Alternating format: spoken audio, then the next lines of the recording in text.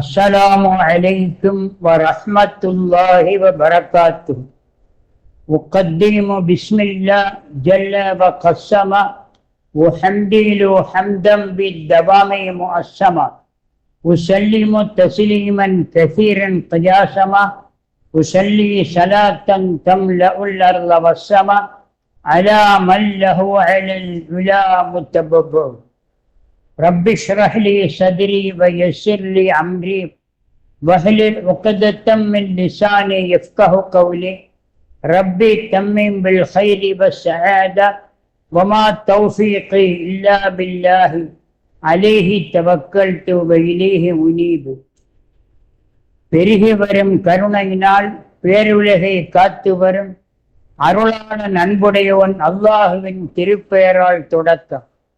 இருட்டினிலே இடறி விழும் இனத்தவர்க்கு இஸ்லாத்தின் பெருவிளக்கை காட்ட வந்த பெருமானார் கண்மணி நாயகம் ஸல்லல்லாஹு அலைஹி வஸல்லம் அவர்களுடையவும் அவர்களின் அன்பு தோழர்கள் அருமை குடும்பத்தார்கள் அவர்களின் புனிதமிக்க பாதையிலே வாழ்ந்த புண்ணிய பூமான்கள் அனைவரின் ஆத்ம ஆசையினை மனம் மொழி மெய் ஆத்மாவினால் வேண்டி விரும்பியவனாக தொடர்கின்றேன். பேரன்பிற்கும் பெருமதிப்பிற்கும் உரிய இஸ்லாமிய சமுதாய நேயர்களே, சன்மார்க்க சீலர்களே, அல்லாஹுவின் அருள்நாடும் நெல்லடியார்களே, எல்லாம் வல்ல அல்லாஹ் மனித இனத்தை படைக்க நாடிய போது மனித தந்தை ஆதம் அலைஹிஸ்ஸலாம் அவர்களை உருவாக்கிய நாடிய போது மண்ணெடுத்து வடிவமைத்தார். அந்த மண்ணை இந்த மண்ணுலகத்தில் எந்த பகுதி மண் என்றால் மகத்தான மக்கமா நகரத்து மண்ணை எடுத்துத்தான் மனித இனத்தை படைத்தார். ஜிப்ரீல் அலைஹிஸ்ஸலாம் கொண்டு வந்து அவர்களுக்கு ஆணை பிறப்பிக்க குலைக்கப்பட்ட மண்ணினால் ஆதம் அலைஹிஸ்ஸலாம் படைக்கப்பட்டார். மின் தீனில் லாஜிபின் க சல்சாலின் கல் ஃபஹார். ரெண்டிடத்தில் அந்த மண்ணின் தன்மையை பற்றி அல்லாஹ் ரெண்டு விதமாக சொல்லி காட்டுவார். மின் தீனில் லாஜிபின் பிசு பிசுப்பான களிமண்ணு, இன்னொன்று க சல்சாலின் கல் ஃபஹார் தட்டி பார்க்கும் போது ஓசையை கேட்கக்கூடிய சுட்ட செங்கல்லை போன்றது. இந்த இரண்டு ஆயத்திலே அர்ரஹ்மான்ல க சல்சாலின் கல் ஃபஹார் என்றார். இன்னொருத்திலே இப்படி சொன்னான். இரண்டு வசனங்கள் வர காரணம் என்ன? மனிதன் இரண்டு வித நிலைகள். எப்படி இரண்டு வித நிலை என்றால், தொடக்கத்தில் தண்ணீர் விட்டு பிசையப்பட்ட போது அந்த களிமண் உருவம் பிசு பிசுப்பாக இருக்கும். நல்ல வெயிலில் காயவிட்ட பிறகு தட்டி பார்க்கும் போது ஓசை கேட்கக்கூடிய ஒரு பாண்ட வடிவத்தை பெறுகிறது.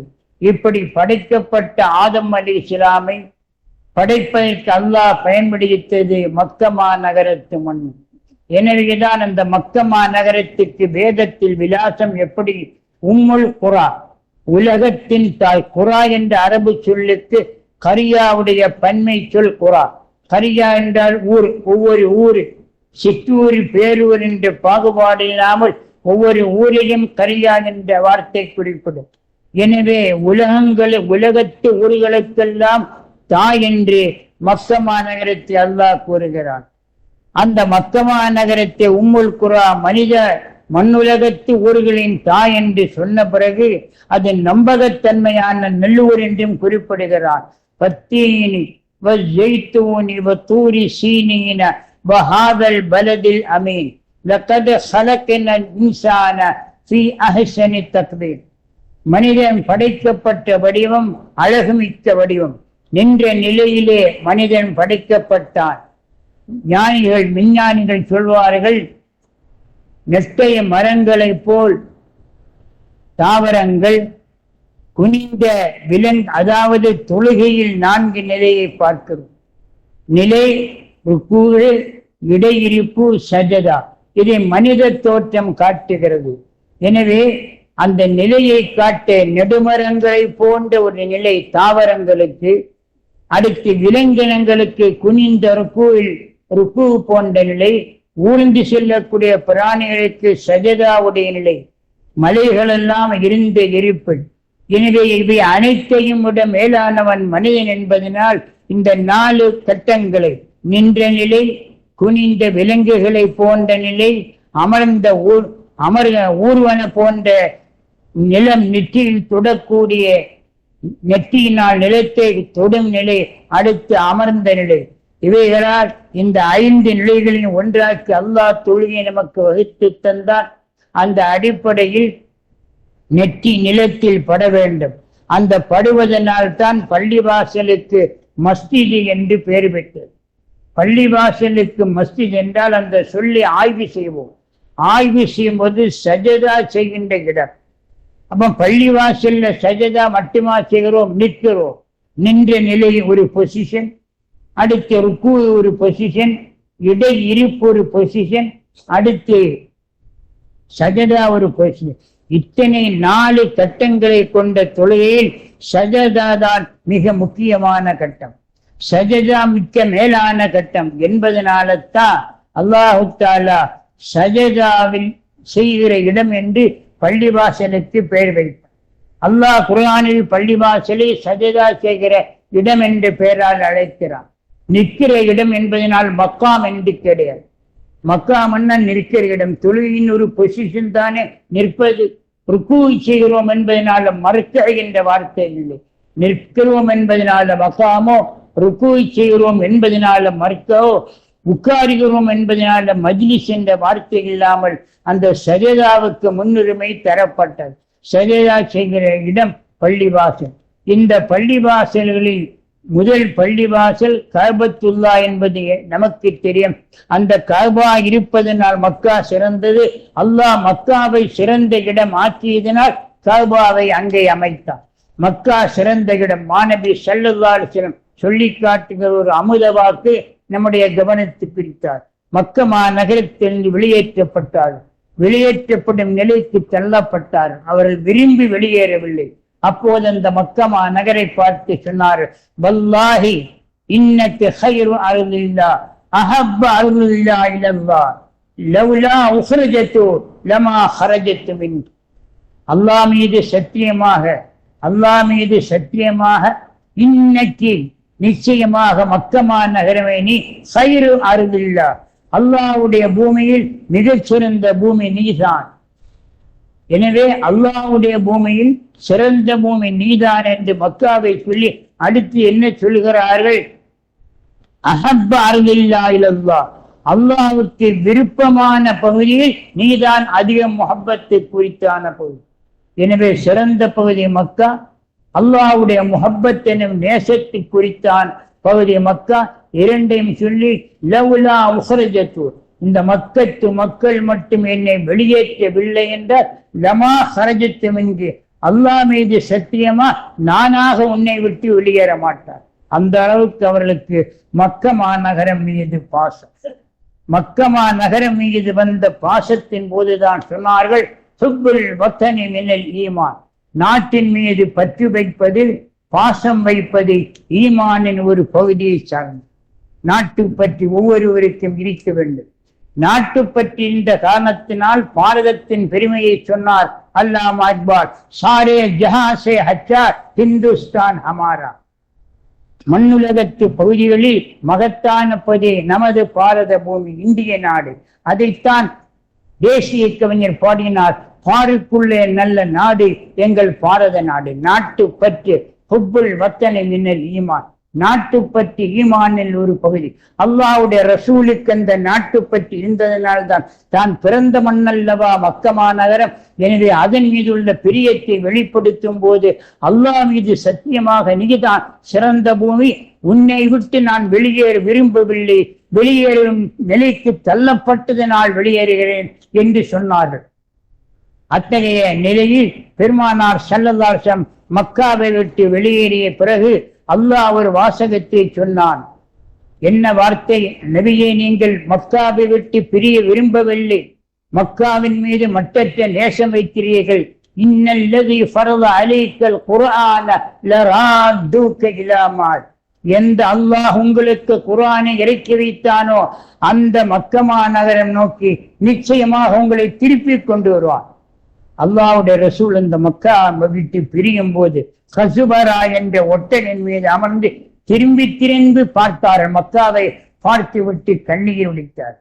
அந்த கண்ணீர் வடித்த போதுதான் கவிஞர் ஒருவர் சுட்டி காட்டுகிறார், காபாவுக்கு ஏன் திரை போர்த்தி இருக்கிறார்கள், இன்றல்லவா காரணம் புரிகிறது.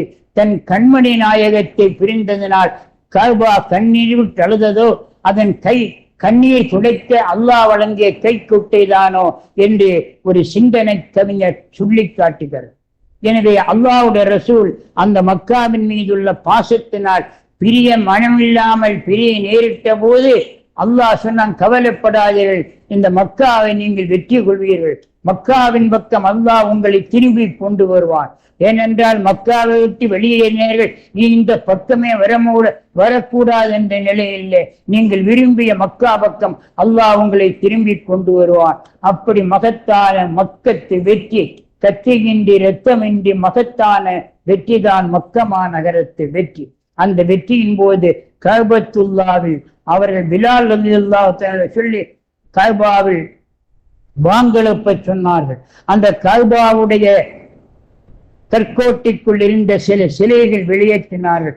அந்த சிலையில் முக்கியமான சிலை என்ன தெரியுமா? இப்ராஹிம் அலைஹிஸ்ஸலாமுக்கு ஒரு சிலை, இஸ்மாயில் அலைஹிஸ்ஸலாமுக்கு ஒரு சிலை. இந்த இரண்டு இறை தூதர்களுக்கும் அறியாமை காலத்து அறிவிகள், அஞ்ஞான காலத்து அறிவிகள் சிலைகளை வைத்தார்கள்.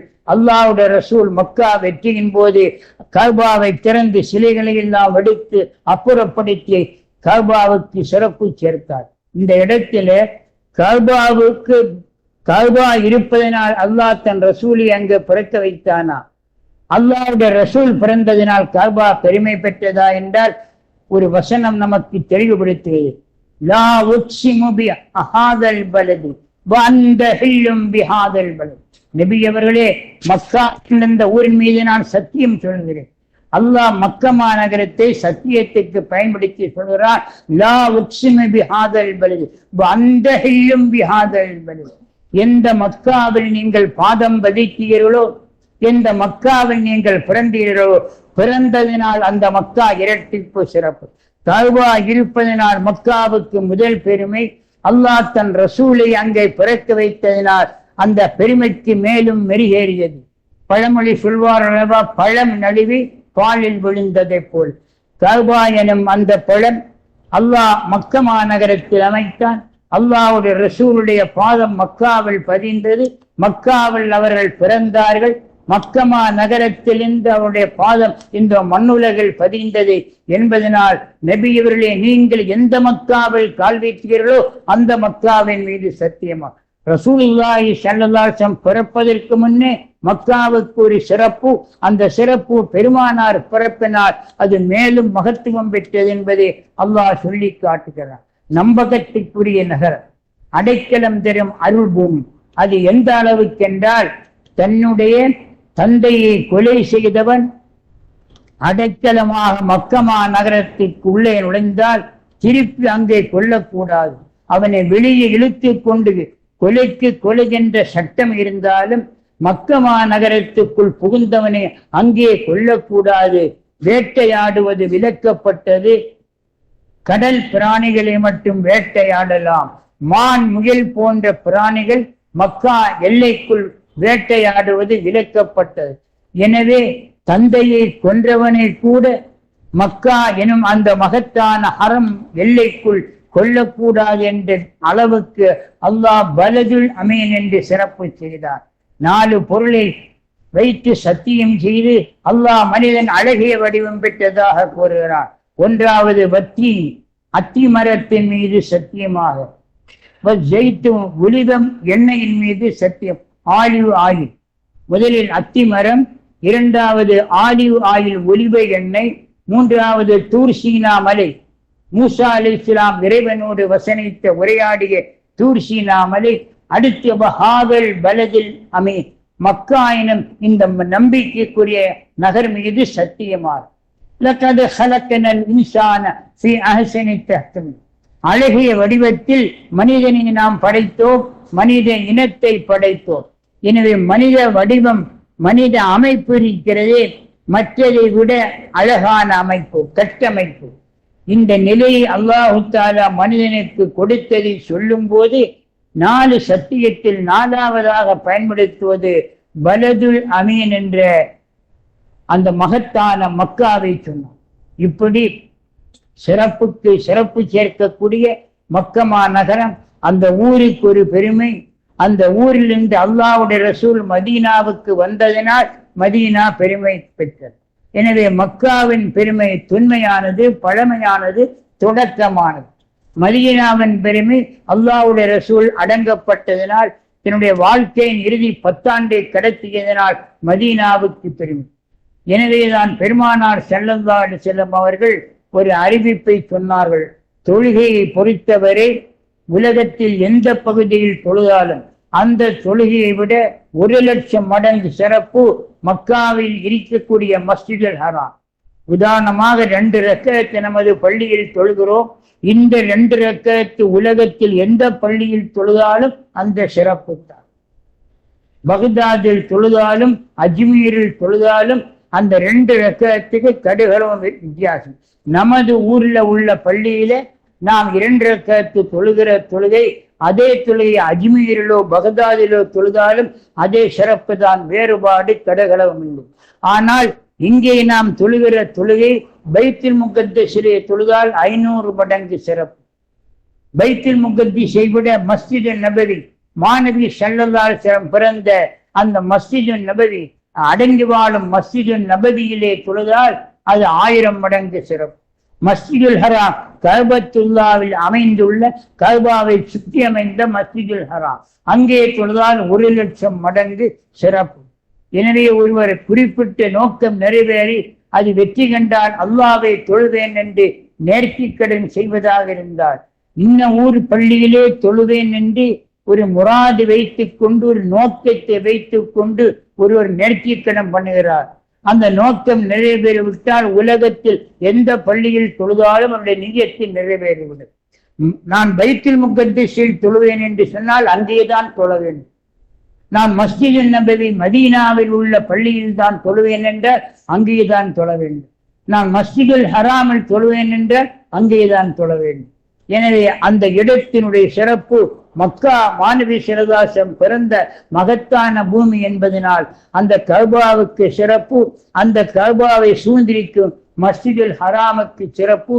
தொழுகிற தொழுகை 1,00,000 மடங்கு சிறப்பை பெற்றிருக்கிறது. அதைத்தான் அல்லாஹ்வுடைய ரசூல் சொன்னார்கள், ஸலாத்துன் ஃபீ மஸ்ஜிதி ஹாதா கஅல்ஃபி ஸலாத்தின் மிம்மா சிவா இல்லல் மஸ்ஜிதுல் ஹராம். மஸ்ஜிதுல் ஹராமனும் மக்கமா நகரத்து பள்ளியை தவிர இந்த பள்ளியில் தொழுவது உலகத்தில் எல்லா பள்ளியை விட 1000 மடங்கு சிறப்பு என்று இந்த பள்ளி என்று எந்த பள்ளியை சொன்னார்கள்? மஸ்ஜிது நபவியை சொன்னார். எனவே இந்த அளவுக்கு சிறப்பு மிக்க அந்த மக்கமா நகரம், அந்த மக்கமா நகரத்திற்கு செல்ல வேண்டும் என்றால் எதற்காக செல்கிறோம்? கஅபாவை கண்குளிர காண, காணக்கண் கோடி வேண்டும் கஅபாவை எனப்படுவதை போல கஅபாவை தரிசிக்க, அதை சுற்றி தவாப் செய்ய, அங்கே மகத்தான நன்மைகளை பெற, அமல்களுக்கெல்லாம் பன்மடங்கு சிறப்பு சேர்க்கக்கூடிய அந்த இடத்தில் தொழுவதற்காக அந்த மக்கமா நகரத்திற்கு பயணம் செய்ய வேண்டும். அந்த மகத்தான வாய்ப்பை பெறாதவர்கள் இந்த நேரத்தில் சபதம் எடுத்துக் கொள்வோம். சென்ற வாரம் நாம் சொன்னதை போல துல் கஅதா, உட்காருகிற மாதம் என்று அதற்கு பேர். ஏன் உட்காருகிற மாதம் என்றால், எல்லா போர்க்களங்களையும் முடித்துவிட்டு, எல்லா வியாபார கொடுக்கல் வாங்கல்களையும் முடித்துவிட்டு அரபிகள் துல்கஅதா மாதத்தில் ஹஜ்ஜிக்குரிய மாதம் எனும் பொருள் தரும் துல்ஹஜ்ஜினுடைய வழிபாட்டை எண்ணி பார்த்து காத்திருப்பார். எனவே ஹஜ்ஜிக்குரிய மாதம் துல்ஹஜ்ஜி என்றால், துல்ஹஜ் என்ற சொல்லுக்கு நேரடி பொருள் ஹஜ்ஜிக்கு உரியது, அது அந்த மாதம்தான். ஆனால் அந்த ஹஜ்ஜிக்குரிய மாதத்தில் முன்கூட்டியே பயணம் செய்வதல்லவா கடந்த கால பழக்கம். அதிலும் கூட அல்லாஹ் குர்ஆனில் சொல்லுகிற விதத்தை பாருங்கள். வஸின் சின்னாஸி பில் ஹஜ்ஜி யல்தூன ரிஜாலா வஅலா குல்லி லாமிரத்தி மின் குல்லி ஃபஜ்ஜின் அமீர். இப்ராஹிம் நபி அவர்களே, நீங்கள் உலக மக்களுக்கு ஹஜ்ஜிக்கு வர அழைப்பு விடுங்கள். நீங்கள் அழைப்பு விடுத்தால் நெடுந்தூரத்திலிருந்து மக்கள் வருவார்கள். அது ஃபஜ்ஜின் அமீர், நீண்ட நெடிய தூரத்திலிருந்து வருவார்கள். 10,000 கிலோமீட்டருக்கு அப்பால் இருக்க மக்காவை நோக்கி பாருலகத்தின் பல்வேறு பகுதியிலிருந்தும் மக்கள் செல்கிறார்கள். ஃபஜ்ஜின் அமீர், அதுவும் அப்படி அலா குல்லி வாமிரத்து மெலிந்த ஒட்டகையிலும் வருவார்கள். நாம் நினைத்து பார்க்கிறோம், இந்த காலம் நவீன யுகம், விஞ்ஞானத்தின் மூலமாக வாழ்க்கை வசப்படுத்தப்பட்ட உலகம். இந்த காலகட்டத்தில் அல்லாஹ் சொன்ன வார்த்தை ஒரு சூழ்நிலையை சொல்லி காட்டு. மக்காவில் ஃபஜ்ஜின் அமீர், நீண்ட நெடும் தூரம் மெலிந்த ஒட்டகம் என்று ஏன் சொல்லி காட்டுகிறார்? கொளுத்த ஒட்டகத்தில் நெடுந்தூரத்திலிருந்து பயணத்தை தொடங்குவார்கள். பயணம் செல்ல செல்ல ஒட்டகை களைத்துவிடும். அதற்கான தேவையான உணவு கிடைக்காமல் போய் அது மெலிந்துவிடும். ஆனாலும் அந்த மெலிந்த ஒட்டகத்திலிருந்தும் ஹஜ்ஜிக்கு வருவார். அருமையான பெருமக்களே, அந்த ஹஜ்ஜி காட்சி வர்ணிக்கிற மகான் சதக்கத்துல்லா பாவர். பெரிய ஹுத்பா பள்ளியை கட்டியமான் மகதும் சின்னியினாலும் ஒலியுல்லா அவரிடத்தில் மார்க்கம் கற்று இஸ்லாமிய ஷரியத்தினுடைய கட்டமைப்பை தென்னகத்தில் ஏற்படுத்திய மகான் வித்திரியாவில் ஒரு வரியில் சொல்வார்கள். அந்த ஹஜ்ஜி பயணத்தை சொல்லும் போது, அதாவது கண்கலங்க விடை வரும்போது, என் கன்னி பெண்களான விட்டு செல்கிறேனே, இவர்களுக்கு எப்போது கல்யாணமாகும் என்று ஒரு மரண வேதனை படுத்துகிறார். அந்த காலம், இந்த காலம் பயணம் எவ்வளவு இலகுவாகிவிட்டது. எனவே அல்லாஹ் அந்த கால சூழ்நிலையை நினைவுபடுத்தும் வண்ணமாக மெலிந்த ஒட்டகையிலும் வருவார் என்று சொன்னார்கள். இன்றைக்கு வசியப்படுத்தப்பட்ட வாழ்க்கையின் சௌகரியம் ஏற்படுத்தப்பட்ட காலகட்டத்தில் வாழ்ந்து கொண்டிருக்கிறோம். அருமையான பெருமக்களே, இப்ராஹிம் அலைஹிஸ்ஸலாம் ஒரு ஆலயத்தை கட்டி எழுப்பினார்கள். அவர்கள் அழைக்கிறார்கள். அழைக்க அல்லாஹ் சொன்னான். அழைப்பேற்று சென்றவர்களாம் அல் ஹாஜ் வஃப்துல்லா, ஹாஜிகள் எல்லாம் அல்லாஹ்வுடைய விருந்தாளி என்று அல்லாஹ்வுடைய ரசூல் சொன்னார். அல்லாஹ்வுடைய கலீல் தோழர் இப்ராஹிம் அலைஹிஸ்ஸலாம் அல்லாஹ்வுடைய ஆணைக்கேற்ப ஆலயத்தை கட்டி எழுப்பி, இந்த மகத்தான மக்கா நகரத்திலே கட்டி எழுப்பி அழைப்பு விடுக்க சொன்னார்கள். அபூ குபைஸ் மலை மேல் நின்று இப்ராஹிம் அலைஹிஸ்ஸலாம் அழைப்பு விடுத்தார்கள். அல்லாஹ்வுடைய ரசூல் ஸல்லல்லாஹு அலைஹி வஸல்லம் சொன்னார்கள், அழைப்பு விடுத்தார்கள். மனிதர் உம்மத்தினரிலே நீங்கள் அழைப்பு விட்டு செல்லுங்கள், நீங்கள் சென்றால் அல்லாஹ்வுடைய விருந்தாளி என்று எடுத்து சொன்னார்களே. எல்லாம் வல்ல அல்லாஹ்வுடைய விருந்தாளியாக வாய்ப்பை பெற்றவர்களுக்கு மேலும் அந்த வாய்ப்பை தருவானாக. அந்த வாய்ப்பை பெறாதவர்களுக்கு அந்த புண்ணிய பூமியிலே அந்த புனித கபாவை கண்குளிர கண்டு மனம் மகிழ வல்ல வாய்ப்பை பெறாதவர்களுக்கு வல்ல ரஹ்மான் பொழிந்தருள்வானாக. ஆமீன் யா ரப்பல் ஆலமீன். வ ஆகிர் தஅவானா அனில் ஹம்துலில்லாஹி ரப்பில் ஆலமீன். அஸ்ஸலாமு அலைக்கும் வ ரஹ்மத்துல்லாஹி வ பரகாத்துஹு.